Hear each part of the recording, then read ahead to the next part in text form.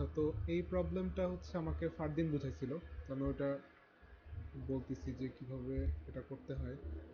এখানে আলটিমেটলি যেটা বলছে যে আমার দুইজন ম্যানুফ্যাকচারার দুইটা প্রোডাক্ট বানাবে। তো তাদের কাছে তিনটা স্ট্র্যাটেজি, সলিউশনের মধ্যে স্ট্র্যাটেজি তিনটা লেখা, যে তারা চাইলে একই সাথে সাইমultaneously দুইটা প্রোডাক্ট ডেভেলপ করতে পারে। তারা চাইলে প্রোডাক্ট এ কে একটা ক্র্যাশ প্রোগ্রামের মাধ্যমে আগে ডেভেলপ করতে পারে, তারপর প্রোডাক্ট বি করবে। অথবা তিন নাম্বার হচ্ছে তারা প্রোডাক্ট বি আগে করবে, তারপর হচ্ছে প্রোডাক্ট এ করবে। এখন প্রথম কাজ হচ্ছে আমার যে ওই তিনটা স্ট্র্যাটেজিতে কোন ম্যানুফ্যাকচারের কয় মাস লাগবে কোন প্রোডাক্টের জন্য সেটা আগে বোঝার চেষ্টা করা। যদি আমি স্ট্র্যাটেজি ওয়ান দেখি, আমার এখানে আমি যে টেবিল দুটো বানাইছি, একটা হচ্ছে ম্যানুফ্যাকচারার ওয়ানের জন্য আর একটা হচ্ছে ম্যানুফ্যাকচার টু এর জন্য। আমি যদি দুইজনের স্ট্র্যাটেজি ওয়ান দেখি, হুবহু সেম পাবো যে এ আর বি এর জন্য তারা আসলে সেম অ্যামাউন্ট অফ মাস খরচ করতেছে। আমার এখানে ইনফরমেশনে দেওয়া আছে যে 12 মাসে তাদের এটা তৈরি হবে। ম্যানুফ্যাকচারার টু এর জন্য হচ্ছে সেম ম্যানুফ্যাকচারার ওয়ানের মতো 12 মাস লাগে, দুইটাই একই সাথে তৈরি হচ্ছে, তাই দুইটাই 12 মাসে কমপ্লিট হয়ে যাচ্ছে। আচ্ছা, সেকেন্ড স্ট্র্যাটেজি যদি ফলো করে, তাহলে সেকেন্ড স্ট্র্যাটেজি কী ছিল, যে প্রোডাক্ট এ আগে বানাবে তারপর প্রোডাক্ট বি বানাবে। তাহলে প্রোডাক্ট এ বানাইতে ম্যানুফ্যাকচারার ওয়ানের কয় মাস লাগে, ইনফরমেশন এখান থেকে রিডিং করলে আমরা পাবো ম্যানুফ্যাকচারার ওয়ানের লাগে 10 মাস। এই যে 10 মাস দিলাম। ম্যানুফ্যাকচারার টু এ কত লাগে, 9 মাস লাগে, এখান থেকে ইনফরমেশন পাবো 9 মাস। আর এখানে একটু চিন্তা করি, এখানে একটা লাইন পরে লেখা আছে যে যেই প্রোডাক্টটি তারা শুরুতে বানাক না কেন, পরের প্রোডাক্ট বানাইতে তাদের আরও এক্সট্রা 9 মাস লাগবে। সেই অনুযায়ী আমার যদি ম্যানুফ্যাকচারার ওয়ান শুরুতে এ প্রোডাক্ট বানায় 10 মাসে, তাহলে পরবর্তী 9 মাসে অর্থাৎ আরও 9 মাস পার হওয়ার পর টোটাল 19 মাসে সে কোন প্রোডাক্টটা বানাবে, 19তম মাসে গিয়ে বি প্রোডাক্ট বানানোটা শেষ হবে। ঠিক তেমনি ম্যানুফ্যাকচারার টু এর জন্য 9 + 9 হচ্ছে 18তে গিয়ে তার সেকেন্ড প্রোডাক্ট বানানো শেষ হয়।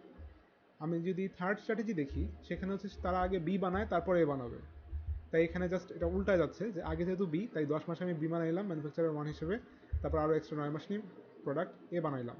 ম্যানুফ্যাকচারার টু এর জন্য আগে 9 মাস নিয়ে আমি প্রোডাক্ট বি বানাইলাম, তারপর 18 মাস নিয়ে প্রোডাক্ট এ বানাইলাম।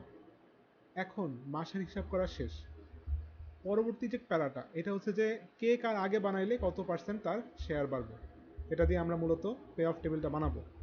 তাই পে অফ টেবিলের ক্ষেত্রে আমি যদি দেখি এখানে, যে আমার তো 1 2 3 1 2 3, এটা হচ্ছে আমার ম্যানুফ্যাকচারার টু এর জন্য, আর নিচেটা হচ্ছে ম্যানুফ্যাকচারার ওয়ানের জন্য।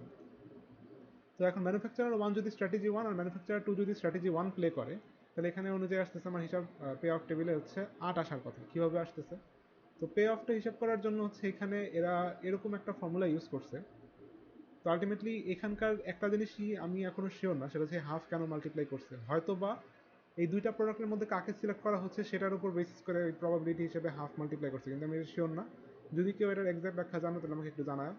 এখন এই হিসাবটা কীভাবে করলো, তো আমরা তো মাসের হিসাব তো বুঝলাম। যদি আমি ম্যানুফ্যাকচারার ওয়ান আর ম্যানুফ্যাকচারার টু দুইজনই যদি 1 নম্বর স্ট্র্যাটেজি ইউজ করে, ওইটার জন্য একদম আলাদাভাবে এখানে একটা লাইন আছে, যে ফর ইদার প্রোডাক্ট লাইন, দুইজনেই যদি সাইমultaneously করতো, estimated that manufacturer one increase করবে শেয়ার 8% অফ দ্য টোটাল। তাহলে যেহেতু আমরা পে অফ টেবিল বানাচ্ছি ম্যানুফ্যাকচারার ওয়ানের রেসপেক্টে, তাই আমার জাস্ট সিম্পলি ওখানে প্রথম 1 1-এ কী বসবে, 8 বসে যাবে। আচ্ছা, এখন 1 2 এর ক্ষেত্রে কি আসতেছে, 1 2 এর ক্ষেত্রে কি হচ্ছে, আমার ম্যানুফ্যাকচারার ওয়ানের স্ট্র্যাটেজি কোনটা, 1 নম্বর স্ট্র্যাটেজি, দুইটা প্রোডাক্ট হিসেবে 12 মাসে বানাবে। ম্যানুফ্যাকচারার টু এর জন্য স্ট্র্যাটেজি কোনটা, 2 নম্বর স্ট্র্যাটেজি। তাহলে এখন একটু খেয়াল করি, 12 ভার্সাস 9, কে আগে বানাচ্ছে, ম্যানুফ্যাকচারার টু আগে বানাচ্ছে। কয় মাস আগে বানাচ্ছে, 3 মাস আগে বানাচ্ছে। আচ্ছা, ম্যানুফ্যাকচারার টু যদি 3 মাস আগে বানায়, তার রেজাল্টটা কি, এই নিচের দিকে লেখা আছে, যে যদি ম্যানুফ্যাকচারার টু মার্কেট করে সুনার 3 মাসে, তাহলে তার manufacturer one would lose share by 10%। তাইলে -10। এই যে আমি হিসাব করার সময় হাফ মাল্টিপ্লাই করলাম, কেন এটা শিওর না, মনে হয় প্রবাবিলিটি এ অথবা বি। তারপর হচ্ছে আমি -10 নিলাম। আরও এখনও তো শেষ হয় নাই, প্রোডাক্ট এর জন্য হিসাব করলাম, প্রোডাক্ট বি এর জন্য হিসাব করবো। Manufacturer one strategy one play করছে, তাহলে তার হচ্ছে 12 মাস লাগলো বি বানাইতে। ম্যানুফ্যাকচারার টু এ বি বানাইতে কয় মাস লাগছে, যেহেতু স্ট্র্যাটেজি টু প্লে করছে তার লাগছে 18 মাস। পার্থক্য কত, 6 মাস। কে আগায়, 6 মাস আগে আছে ম্যানুফ্যাকচারার ওয়ান। ম্যানুফ্যাকচারার ওয়ান যদি 6 মাস আগায় থাকে, তাহলে তার শেয়ার কত বাড়বে, এখানে আছে যে যদি সে 6 মাস আগায় থাকে, তাহলে তার শেয়ার হচ্ছে 30% ইনক্রিজ করবে, +30। তাহলে -10 +30 হিসাব করলে আসে +10। এইভাবে আমরা প্রত্যেকটা ক্যালকুলেট করতে পারবো। জাস্ট পার্থক্য বের করবো, পার্থক্যর সাথে আমরা এখানকার করেসপন্ডিং যে আমাকে শেয়ার ইনক্রিজ অথবা ডিক্রিজ ম্যানুফ্যাকচারার ওয়ানের সাপেক্ষে সেটা হিসাব করে এই আমরা পে অফ টেবিল বানাতে পারবো আর কি। তো এখানে সেটা করা আছে। এছাড়া আর কি এইটার হাফের ব্যাখ্যা যদি কেউ জানো প্লিজ বলো। এছাড়া এখানে কোনো ভুল থাকলে সেটাও বলো। Thank you.